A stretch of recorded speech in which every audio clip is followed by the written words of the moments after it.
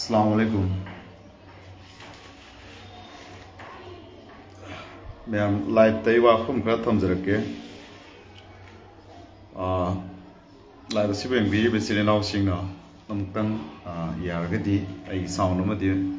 voice sing ba tan habi ro video si clear oire na comment da. Ai makha chat jarake. Ngasi live sida ina tham jagadori ba si Manipurda miyoibagi punsibu karisu leitana tumit kangdona kha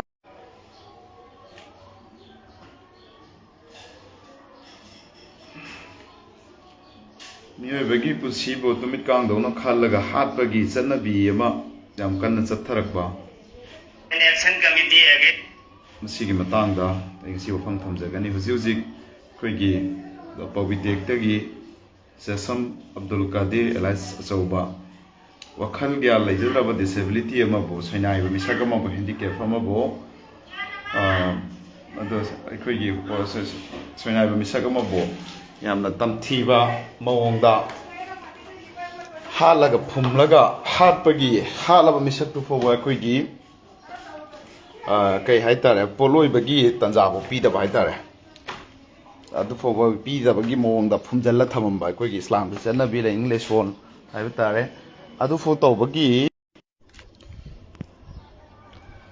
mayam live si khitang aikhoigi kai si nungaitre net si nungaitre aduna ni ko net si nungaitre du boi nungai ba mafam thiri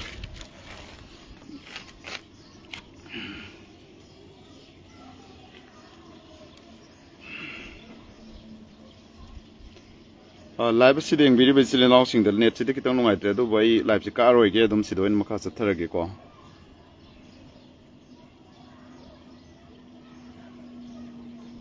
ai comment pa jage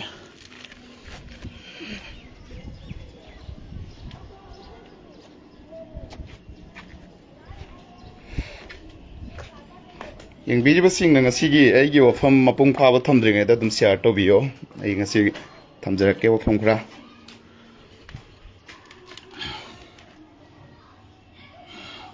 ai no wafam thambada soi ki ba henjan ki ba yawrasu mayam na ngapi gani ko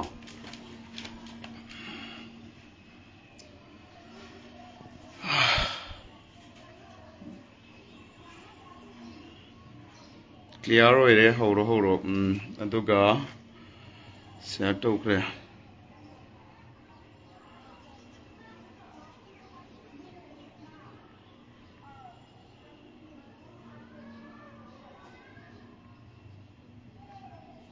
namakso appeal tawjari national media da press conference tawbiyo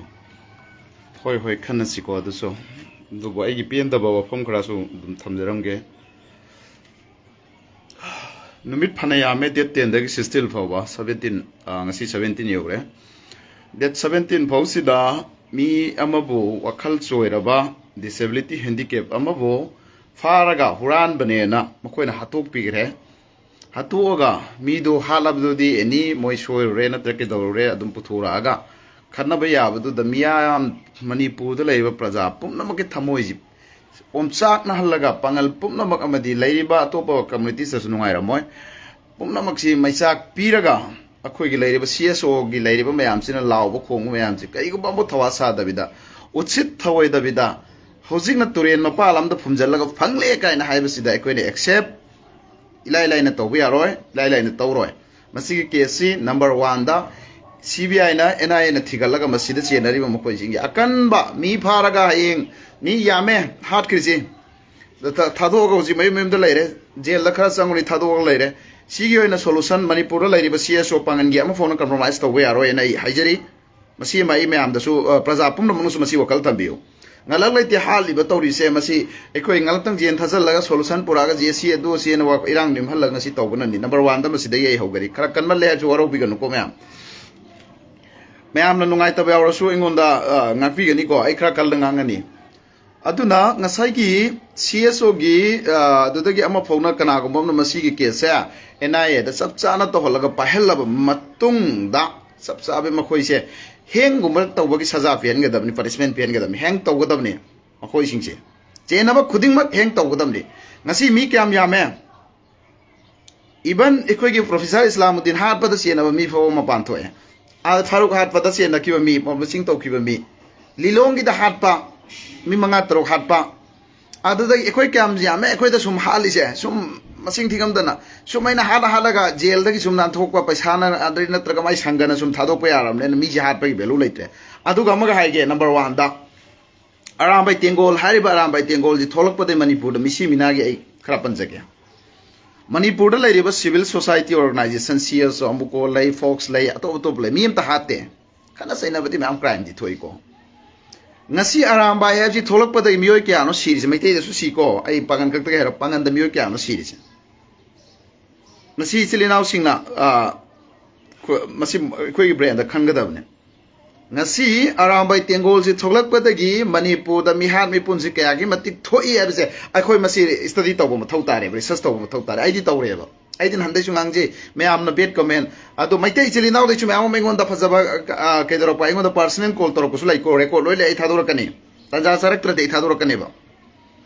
Around by Tengol, I in a Tolok Pate Manipur, da, Mishimina Topa, me Hatpa Tupa, me Kanaba, Moimakote, Sang gives you seeing sitting Basiba, Suma Moina Losi Pire. Aduga Amaga, I gave silly now sing the Ganta, the Bumna. Manipur low gi quick higher authorities around by Nin, Kanba Kangum, so like Masi brand was Tokyo. But they around by Zimila, Amamu, something here in the Yauram and Yum Tongi Madugi Marimatari lessons in the Aduga, the command Damating Zeko is still now sing. I to show you them, Hizerke, Tamderke.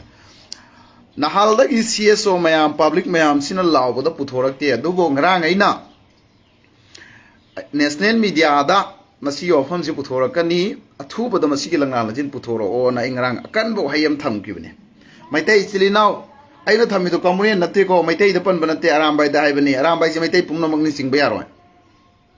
aram bai si maitai pumna magni sing bayaro ba aram bai gi thami sing la lan ba se masi maitai pumna magna la le he bayaro ba ai ngrang thamja kibne gi posta mayam ado mi lagam lising ku thamuk something biyor oi but ado da comment da mayam nei ai han dem ta Maram di Misi Siramani Joingrang, Manipur de Foley, I'm Toxale on that. She does come in live seeing we were on any. Adukimatic very kind of person called Ingo the Lie. Call us Ingo the Lie. Ah, seniors then media the high views to my toby. My tay de Sulai, Mointo, she had Malay heavy lie. Pangan my tay, see the Hampton and take all. When among no I depend. Aram by Gi, a sea fossy the Macoina, a quay like bag, Bikun, me, a mamatori mare, Kun, I saying no I did Basida, may am not she come in and can be on Kunga commission a carry, you know, me farm pun, the case, Amama Piri, Mamsika, you know. Partiki Silina, Sukyamba, Sahi Shang, the lady Partiki Silina, Narangi Naka Arambai, Narangi, Manapusitri by Garambai Dudi. Partiki Silina, Amana, Mojulan thing of the Yaurina, Partisilina, so Kulnak, the Yaurina. Nasi Voda Kaito, I quick Sumba case, some pirate, me had Pangalam had a taker. No pi kind of a case, some Natraga, Carigumba, me and Kanabiki, some pike and Tara Bravo. No pi Masam, the current or a man of pike with Tara Bravo to Doma. Kokta, the Angamasu, crossing Toraka, the Fubiba, Makonda Jo Piba, Kerang Damaso Hatok Piba, Salabasakibam Hatok Piba, Nasiso Mima, Natrava me and Hatok Piba. Halaga aturin mapanda migi antim sanskara is noy the story, equate the story, equate the polorini, the fantorini. Adu fogi do Punjalak Hamamabana Quena. Yam Naikosi Masing Yam Drain Equisi, no Magamum, the Halaga Lushangia, plan later the phone Naibirova. Now Adu Erga de Koisu. Siba Siba, Pulap Sidok Nabra Sidok Nabagi Puma never. Angang sing, you'd sing, I even Sibi singing on the period message, Makoji Kambangam Dreva. Makoy sing china sing am thok na si am thok na si ai keno mai ge bisil na usti Manipur lon ba malhem si da maitai ga pangal ga natta na karam balai ri mobo sida ina kari am thok no hai dori no ba am da lan tawron ka mai na hai dori no Manipur da maitai masen ju ya na dre maitai masen ju punsan bangam dre pangal maitai gi ne na khajit to ra so lepsari ba lauzari ba ningon macha ne lauzari ba pangan si su amok na khoi na hathok pi re ko ki do ngatang thamje ba Manipur the Karamba Yati and over my tay majority or community na coin like Quisi, Sita Maitay Paleco, my taste now singna, Masing Singam the Motor, but a civil call out of Tabin Higerisi. Karamba Yati Nova, my tay Yana, sang as a tribuja Karisi Pangan Natabada. Nagagi or Natraga cookie or prices loin talking at Tanatraba. adu ngasai lairiba sida manipur gi suda natraga manipur gi crime sing manipur gi violence manipur gi war sing sida yengaga su pangal sina khwaidai nagnaba nakhoi gi natung de injaraga nakhoi gi damak ne na lepaga ngasi fogda lawraga ikhoi gi su kathok pa ya mem kathoina lan sida friendly oina support to dem phog ngamoy aduna support torak pa ngamba matamda lan su loi gani pangal natraga nagana na kuki na chumi maitai na chumi direct khong na haiba ngamo kan lan loi gani adu su koi kangi but madugi method dai sida pusal loi Abdul Qadir hairi ba ngang ji wakhal soiraba wakhal braille akhoi gi handicap oiraba disability oiraba angang asida harpa ngami bana khoi na di misam me khoi da adu dagi natraga topa mi amada di harpa da kari nen belu leram gani manipur da ram bai lebe aroi haiba se maitai na su law bi gadam ni maitai chilinaw na su pangan na su law gadam ni adu ga makhoi ji manipur da ram bai lebe gi hak laite masi ai thamjani nge myam da sida CSO kana ko mana masida negotiation tawre du tawre ai ngon da blame torok pe aroi nande noi kari tawra lei nande noi na law da phangde ngara ngai na press no lam thok bodani phangai do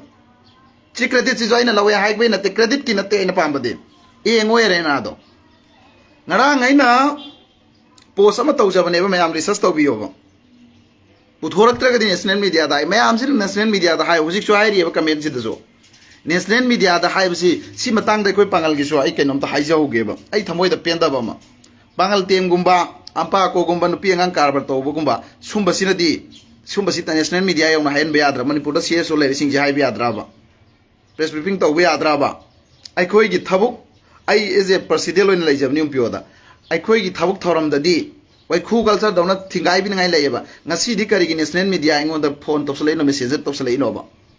ai ngasi ngang dri si kari gi no hai maram do me am su research to bi pen da me am leye ba ai khoi manipur da di pangan na pangal leng sanari ngai metai na metai yang sanari ngai ai khoi mase leng sanari ngai da ngasi manipur da tripura da tripuri muski bugum manipur da manipur metai lon ngang bu mut na dam le sim ka ho no ai mamang da swai bani ban tau bai su wa hai ro re ai ngon da hekta kamuni ne hai ngarang ikhoi yam sadananda actor mana hai bu chumdra ba ai kaktana hai bra ba ban tau basi karamba mong da tau da mo hai bu ngarang hyderabad lambi da ta gari hai jelam ne na hyderabad ai da post da thagali du ne ai na ngango bane hekta kamune noi ba phaugalak kano asumba hai gano asumba gi mafam leite not place in right place ikhoi gi asumba sigi ikhoi gi place mafam pol leite hai ba gi film dam lei ba bangal sili naw singchu ngasi di ai ba ubirak pasi am thagat chei harau chei ai di myam gi ni na khoi myam na ai gi damak tawbirak traga su ai myam gi damak punsi su palep kani punsi su pai ngang gani mai tai gi su lep kani pangan gi su lep kani asum bai damak ta ku every all communities manipur iram dam dale moi lep kani aduga masina ai gi nungai tabani Abdul Qadir hari ba ngang asi gi matang da yamna nungai te yamna pen da batana tana masilem na tokpe aroi masida ikoi negotiation wari sanaraga aduni asine na paisa nung sana traga ena tena mana ya ba yaroi aingonda loinamak report noina aingonda khangala mena aingonda noina wakalakpa myamam yawram nena praja myamgi damakta ai lepkani national loigera world wide to oigera madugi wadu pukhatkani inshallah ingaman bi bisano ai press conference pangthokani but tabuto manungda manipur gi CSO sing na masigi case mi phare police ta heta tawre ni yaroi heng to bagi saja pi gadamni punishment pi gadamni madugi matamda negotiation wari sana ba yagani datre khoji nongmagi amomo mani ni sum thi raga hat pagi motane sibai siban pulap sidokra jega hatuan gasi bangali silisna naw singda sikamune nate maitai chilina pumna mana su support to biyo andak kisida arambai manipur da leiraga de misi mina yam yawragani kuki na aibam le arambai na lanchi hobunena madu sum salaka dawreba madu chumme haiba makte ngamo sum salaka dawreba ngasi CSO ama phona mi hat ki batara bra amuko na hat pra fox na hat pra kana na hat pra atopa amta hat pra ba arambai na khoji karam ba power pairi mo karam ba authority no ba ena phare noi matak noi individual sumba me am leibu phare ine phara kini CBI ne phare adu ban tawre ban tawbudu democratic oi bida taw haire henjan ba taw gono hairo re adu sui koi kai dawde ifruk kini iram dam ngak pai ne re iram dam ngak pai leibi adro kari ki noi sumba me tarde yaw sali no ha pesa tam ba tholai ra ba na khoi natra mi hat pa tholai ra ba khoi ki tampak le bi moisi noi kari gi ba ching da ka por ching da salaga natra ga lan du da kana kaya amuk mi hat tharge ba jiri da mi taruk pha gi noi kan ba ngam bra ba adu events noi kari taw ngam gi ge ba tampang manungda ai iram dam gi ne na phau sa ba to tobi gano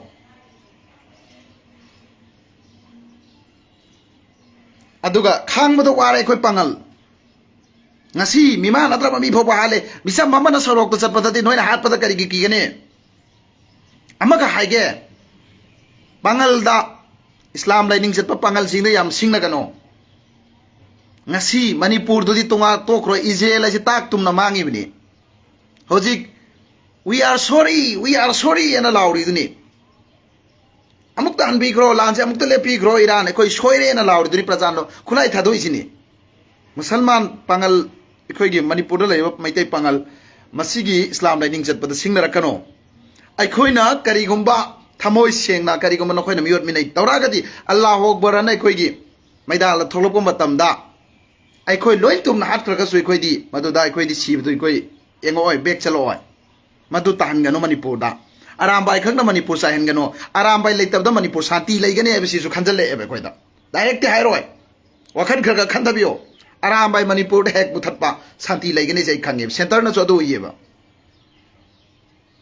mi la ka ma thong maram sa da ba mi mam selection tau la thamme huiroi khara na khoi na aduga mi ha la gana ai khoi ge aram bai ge headquarter na te aram bai pum na ti kari gi noi loksan ma tam da kari ge aram bai maming season ali aram bai kari gi maming palle kari ge aram bai maming palli no ba yam third class yam chakhat ta ba khoi ji khang roi da ba ta da na khoi na ek ta tawning ba taw ba bra manipur si na khoi ta ge india si na khoi ta ge ra manipur si na khoi gak ta nga pra khoi gi di thawdang yarak ta bra maitai silina pum namak ta natte aram bai hari se maitai silina pum namak so masi ge slogan la oraga aram bai se manipur ta ge khudak ta masi gi da akhoi gi pa samjaba mi sakchu mayam yawri masi gi jingji lan la lamjing biri se masi athu bada dai batto hoga damni natraga di manipur da sunju tarani war tarani sibil war tarani ngayok chai chafu manung da leiri ba tampa ki maitai pangal silina sing sina kayam no phawli semai lan bangam ma propai khoi som da hare merang lan bangam ma propai merang makhai thabya ra braba lekai manung da khunung da gunda saraga nangi misang sanga khara semjal laga power to saraga ngasi ekoi lanjadra misam kya no na halise yaro si matam da forgiveness masi da ekoi ngak pi ba do si na cso sing compromise to kano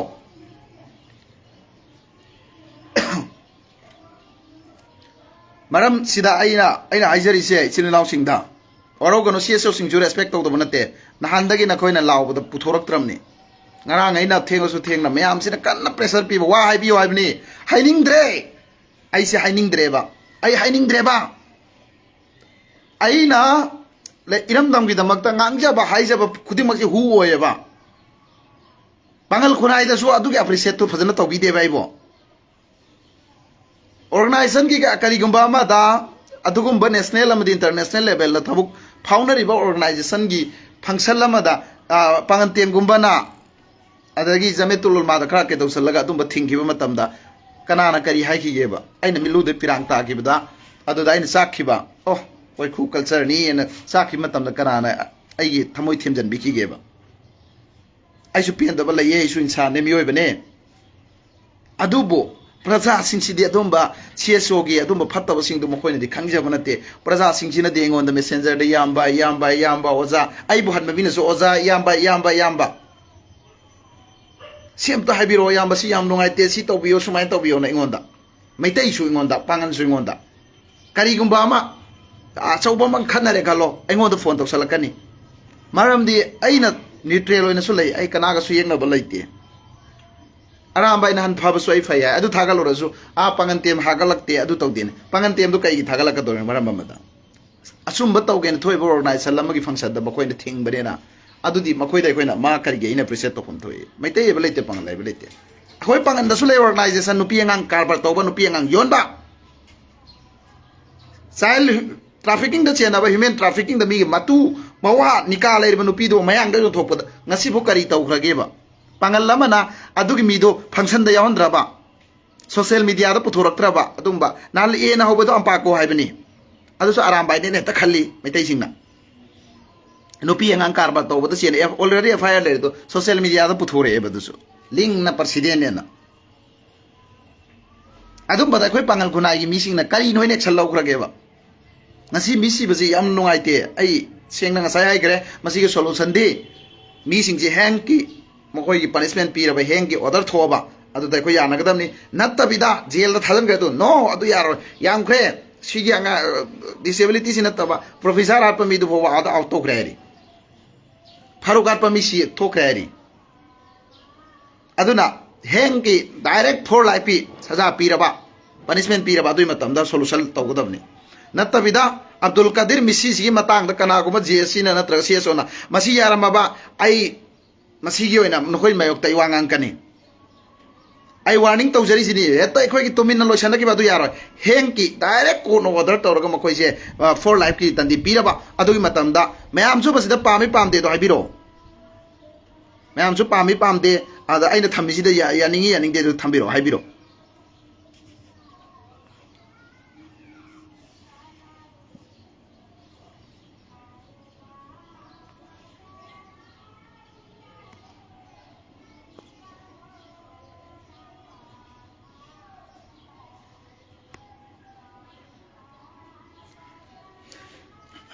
ꯑꯗꯨꯒ ꯑꯃꯅ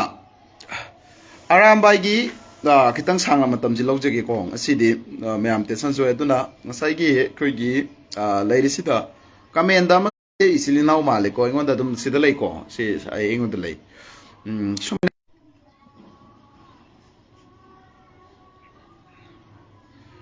ꯃꯌꯥꯝꯁꯤ ꯑꯩꯒꯤ ꯅꯦꯠꯋꯥꯛꯁꯤ ꯈꯤꯇꯪ ꯅꯨꯡꯉꯥꯏꯔꯨꯗ꯭ꯔꯦꯀꯣ ꯑꯗꯨꯅ ꯉꯁꯥꯏꯒꯤ ꯁꯤꯗ ꯀꯃꯦꯟ ꯑꯃꯁꯨ ꯂꯥꯛꯏ ꯃꯁꯤ ꯏꯆꯤꯜ ꯏꯅꯥꯎꯁꯤꯡ ꯃꯩꯇꯩꯁꯤꯗꯁꯨ ꯑꯁꯨꯝ ꯅꯦꯠꯋꯥꯛꯁꯤ ꯌꯥꯝꯅ ꯅꯨꯡꯉꯥꯏꯇ꯭ꯔꯦ ꯂꯥꯏꯚꯁꯤ ꯊꯥꯕꯗ ꯀꯔꯤꯒꯤꯅꯣ ꯈꯪꯗ꯭ꯔꯦ ꯑꯗꯨꯅ ꯁꯤꯗ ꯍꯥꯏꯔꯤꯁꯤ ꯀꯔꯤꯅꯣ ꯍꯥꯏꯕꯗꯣ ꯃꯌꯥꯝ ꯑꯦꯇꯤꯒꯤ ꯂꯤꯗꯔꯁꯤꯡꯅ ꯑꯦꯇꯤ ꯌꯥꯎꯖꯒꯦꯅ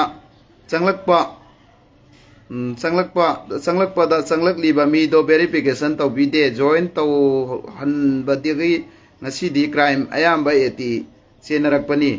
ꯉꯥꯎꯁꯟꯅꯕ ꯑꯣꯛꯇꯕ ꯂꯝꯍꯦꯟꯕ ꯂꯩꯀꯥꯏꯅ ꯉꯥꯎꯁꯟꯅꯕ ꯃꯤꯅꯤꯅ ꯈꯟꯕ ꯃꯤꯁꯤꯡꯗꯣ ꯑꯦꯇꯤ ꯌꯥꯎꯒꯦꯅ ꯂꯥꯛꯂꯤꯕꯗꯣ ꯑꯦꯇꯤꯁꯦ ꯐꯨꯜ ꯄꯋꯥꯔ ꯂꯩ ꯈꯪꯕꯒꯤ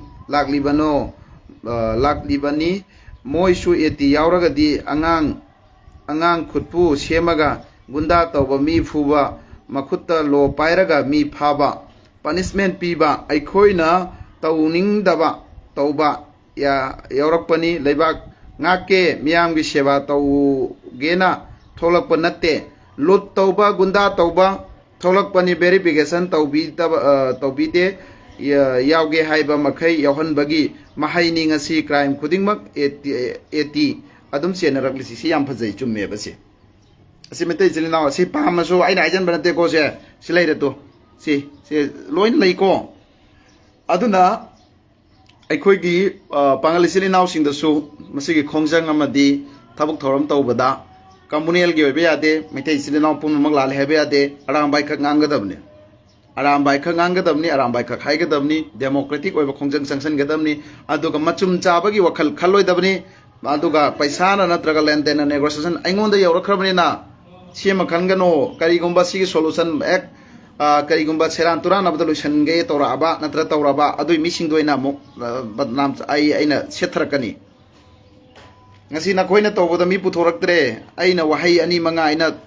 ꯊꯣꯛꯄꯗꯅꯦ ꯑꯗꯣ ꯄꯨꯊꯣꯔꯛꯏꯅꯤ ꯍꯧꯖꯤꯛ ꯃꯁꯤꯒꯤꯁꯦ ꯑꯩꯅ ꯀ꯭ꯔꯦꯗꯤꯠ ꯂꯧꯅꯤꯡꯕꯩ ꯅꯠꯇꯦ ꯑꯩ ꯈꯥꯡꯉꯤ ꯑꯩ ꯀꯔꯤꯝ ꯉꯥꯡꯗꯕꯤꯗ ꯈꯥꯡꯖꯕꯅꯤ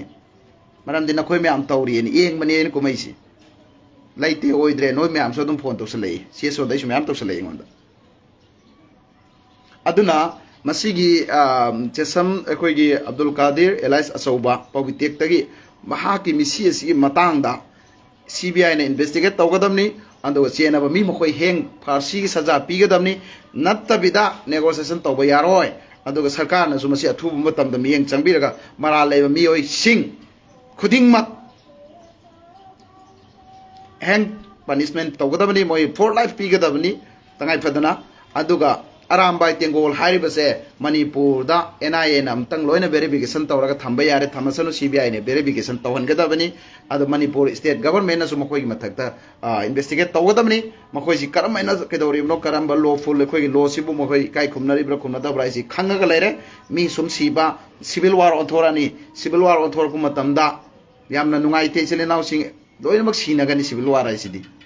ꯃꯗꯨ ꯇꯥꯍꯟꯅꯤꯡꯗꯦ aduna iram dam da lai ba khoi jati kuntha mari mangana leiba lamdam ni masida khoi yamna khoi gi kai haitare kan su kharang yam kan sidi aina ngang sidi kan banatre ko hanai du man action tawning de maji khoi terrorist ki thawong tawni tawning de masida khoi gi ransom gi mawongda gunda gi mawongda gang gi mawongda tawning de aduna iram dam da yam nuksi chalan han de lemin abdu mana lainaba gi damakta maitai Abdul Qadir gi siriba sobiyo amadi mahake sumba langlang langji puthoga hairiba chenaba sing amadi atopa akhoi gi arambai tengol harisi makoi ji hiram kutumakta Manipur si mihan mipun gi tengol loire moise mihan mipun gi tengol loire maramdi masi akhoi gi cs omana tawkhidreba itihas Manipur da laikidaba thabuk oina makoi ji tawre moina phagi ji sining chitte ingba siba ji moida hatpa si moida beru leitre mising yamena tawre aduna makoi singsi mathakta Manipur government amadi India gi CBI amdi NIA na makoi gi investigate tawra ko jisu tawri ado makoi si lehenbe adre Manipur da arambai tengon gi unit amu fo hangbe yaroi anna lekai na laubiro aduga arambai tengon Manipur da leibe yaroi habase masi khoi slogan lawminasi makoi kari gamba lairaba ngasi di forgiveness tawkhini hayeng nongal mi adum hatkani makoi ki de hat pa ki draba mini aduna masi gi da tangai fadana kari gamba national da yawda ba yada bai tanja so inshallah ai tawjarake laira rasoi miyam gi damakta dum mamang na soi tawraga lai hausi so dum ai tawjage tawdam pujage miyam na ai sengna ignore tawi phol na khoi ge lakpa messenger da tharak pasi miyam se ignore tawi but adubo praja singdi nungsi ko CSO kharana adubo praja na khoisu wai khu culture da yawgano mi sina tawrisi karino mi sina pipiri ba message karino aduga atata siraba thoba kandana Riyazuddin bogi mayumana ningsing ba tawbigano aibu matam chuppada ningsing biri dumaina soira bala noigi awa tara ningsing biri dumaina matam chuppada aibu su ningsing biyo ai haki related relation ai haki makhada thabuk tominari ba khuding mak adubu su ningsing biyo respect tobiyo adugi matam data nakhoina haibaga ai tholakani nandai wangang da bado isilinau sing ai gi thamoi da su achak ko mem lai ngasi inau dugi di maral leite inau dugi mawong magi maithong magi khujin kakpagi imaduna kakpagi do obo mitte pita ki yampinde adugomba sahing chabagi animal thinking da hatpa ngamba makhoise Manipur da leibe yaroi haibase sina finance solution oigedabni aduga mara leiba hatpa da chenari ba victim accusing makoi hengi punishment pigedabni masi ai thamjage aduga maitai chilinau sing masi wafam sida kari go bet comment tawigano nakoina bet comment tawraga mayam si koigi kito film da tagani Manipur la iba tampak ta lai se koi nga manung da lai ba sama na rimi koi si ai sa su yawrim ni ko ai gi prajas yam pepe ngang na roi si social media da yam la phatta ba pha ba haina roi si ai metai chilnaw me am su wari sana jai aduna aingon da phone taw birai aram ba gi support taw da na jam boy metai chilnaw phone taw to sisu aram ba gi mina thadoro aira ga di personal oina press note lama tholo ai thadoro ke metai chilnaw singna aram ba gi bekta ngang na ri ban nai na ri sing si masi personal oina aingonda nangonda hairi dulin thadoro keba mi mamang de yam phajate ai sengna arambai na lalaga maitai pumnamak lale haiba ingamoy aduga arambai gi machum chaba machum da chenba kanguna kamen pibado tobirakano aduga pangal ga maitai ga sida khanna bagi community gi oiba kamen su pibigano matuna kariguma crime thokabana sana sai daitani aina ngang sida community gi yaude ai yawram me ai phagani logi makha dai su leibani nakhoi kiu lobo aduga asum babu nam thalaga aran baduna major community ne aran baduna chuman ge na sallaba madum di never kaidong nung dai ne accept to roi ai mamang do silence ka to kre to su to kini live ki oina ingni phok to gani ram dam gi damakta ai pangan ka ki wangang ding sai hai kritu ni pangan da su nupi angang karbar to ba nupi angang yon ba angang nupi yon ba adum badu FIR leina phong nai khoi gi CSO gi leader ne thangala ka chali ba adum badu su khoi leader ne chalali ba pangan da su pangan gi so soi be lai ba khoi maitai tagi hairoi ba maitai tagi CSO aram bai khak hairoi ba pangan gi so soi belai ba ai loi hai gani ai ngon da kanano tong ba to roi hai gani ba ai ngon da document proof lai ba police so dumaya kare yeng ba mara lai ta ba mi sing na jail thajan ba gumba adu dagi mara lai ba paisa charo ba mi duna jagoi sara thamme ba masung ba ma Manipur sida lai ri pangan da su lai ri ba sum ba thong hok ta ba CSO loina mak natte ai ngasai maming panjakre aduna maitai da su arambai na tawrisu mena mai baitai CSO ama phone mi hatri ba arambai mi masing yam gre ba halisi makoi le la roi se be ko सी हाइबदा अखोइगी अरामबाई मचुम चाबा नखोइना आई करी ओरि मदु आइसे करी ओरि मोइसे नंग खंगमदबा यारदि comment आई खरा उइ खंगमदबा यावरन खंगजेलो मणिपुर की national की न्यूज सिंगसिदने वासे ngang मरिक सुंग थंबा खरा तो जो हाइबे तो थंबा ngमजरीबा मोइजरी सोशल एक्टिविस्ट आई अमदी आई ऑर्गेनाइजर लमगी पर्सनल ओइना लेजै हुजि हुजि की ओइना अदुसु मणिपुर की पोस्ट मखोंग मरी मंगा नते आसाम इबल त्रिपुरा यौरबा ऑर्गेनाइजेशन नेशनल की ओइना मणिपुर पांगल ताबा सिंगी अदुगी पर्सनल आई ओइजरी आई ngrang nan tangai त्रिपुरा दा ब्रांच अमा हंगदोम लाइद कइदा कसारदा सॉरी तारकनो पंगतो यूनिवर्स है वी वान आई कनेक्ट यूनिवर्स आई यूनिवर्स से लोइन कनेक्ट तो पामी ऑल ह्यूमन आई फ्रेंड सर्कल पामी हिंदू मुस्लिम ना इंगोन द क्रिश्चियन आई अदु लेते आई इस्लाम नि मदु थिंगा कनो इंगोन द तस तरो कनो दुगी आई नुंगाई तब तो नंग नुंगाई तब सु तरो नंगी धर्म न नंगी नि आई न तो नाई गिनी मदु सतपनी मितै सिल इनाउ सिन खंबी गदबम आई ngasi फौदा मैतै सिल इनाउ न सोइरे आइ बसे हाइदे होय पुछन अदबगी मतंग गुंबा इरमदम सि नुसीबदा मैतै हान अमतंग पुनसन बियो अदुई मतुंग द माइनॉरिटी सिदि नोय खुबा मनुंग द लैयना अदुमबदि हाइबि याविको अदु नतबदा आइना करिगुम इशू द ngasi फो मैतै सिल नाउ पंदे अरामबाई लाले अरामबाई अम्मा लाले अम्मा अम्पाको लाले अम्पाको सि हाइगदमनेबा अदुना मयामदा आइना मुकसवा लगा थमजरी मणिपुर द लैरिबा मैतै अमदि पांगल ऑल कम्युनिटीज ताई अपील तौजरी मसिगी मतंग द चेनरिबा सिंग मखोय सि हेंग की फारसी तौबगी पनिशमेंट पीगदबनी पिहनगदबनी अदुगा अखोइगी मणिपुर दा अरामबाई से लैबे यारोय हाइबा स्लोगान से लाउरगा मणिपुर दगे अरामबाई से मुथतकदमनी हाइना इमियाम दा थमजगे करिगुंबा सोइखिबा लानखिबा यावसु ngakpigani aduga CSO sing CSO club civil society organization sing nakhoina nahandagi laubada thinbada thoktabado masena credit nate nakhoigi su mating myam yawi nakhoina su kana hona jarakpagi moina sumaina lakpani na I laujage but tawbo negotiation tawbada I yaudраga su aingon da laiba complain aingon da laiba kholau public ki myam se taba ngamde khangba wai message myam comment myam sing myam ji khangba wai aduna nakhoina yasanaba matamda masi ma kawbiganu makhoi singse for life natraga heng ki punishment pigadabni aduga manipur da arambai leiba yaroi manipur da arambai leira di misi mina toire arambai tengon se mi hat mi pun tengol oire aibase masi thamaga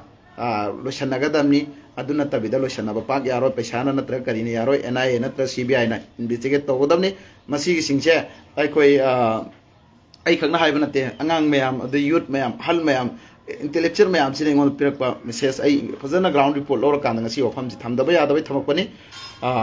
aduna everyone ngasi gi di aina ngangjari sida adum losenjarage adun mayam nasu lanna natraga akoi gi company loiba comment tobiganu Elias bebe ambakatang accept toroke ko kanano mai ngon ngasi gi sida et toroke haining bele di haibi kanagumba wafam ground da uzik थौदोक थोइबा मफम दुगिदा कनागुमा लेरगदी मदुना अखोइगी हाइनिंगबा मफम दुगी वारी लीनिंगबा लेरगदी नाप्तंग आई live ता discussion सिदा दुम ए तौबिरकेको आई यागनी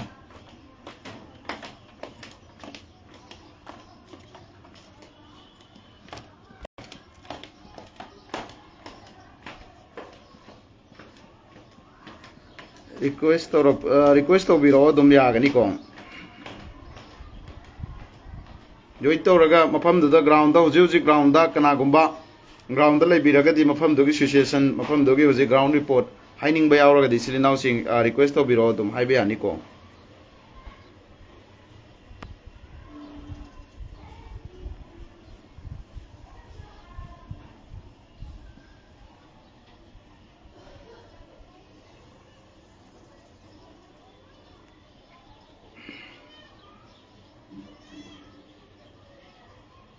कमेंदा अमुक सुहल लगा है ma'am हुजिकी request तौरपदु यागिद्रे अमुक सुहल लगा है कमेंदा फत्तब nganगनो दु कम्युनिल लोइब तोगनो आई ngang सि कम्युनिल नते आराम बाय फत्तब दु फत्ते हबने अदुगा अखोय पंगाल गी CSO फत्तब याव दु फत्ते हबने मसिदा कम्युनिल लोइब कमेंट तौबिगनो मैतै सिलिनाउ सिंग याम लुरबनि लेपाक्सि अदुगा नखोयगी नखोयद थोसु नुहाइरोय मसिदा सपोर्ट तौगदमि पंगंदा थोइसि मैतै दु थोगलोय हाइबा लेते aduna fattaba mahi koiraba organization dudi koi muthakadamni haibasi thammagai myam di tension jage thank you everyone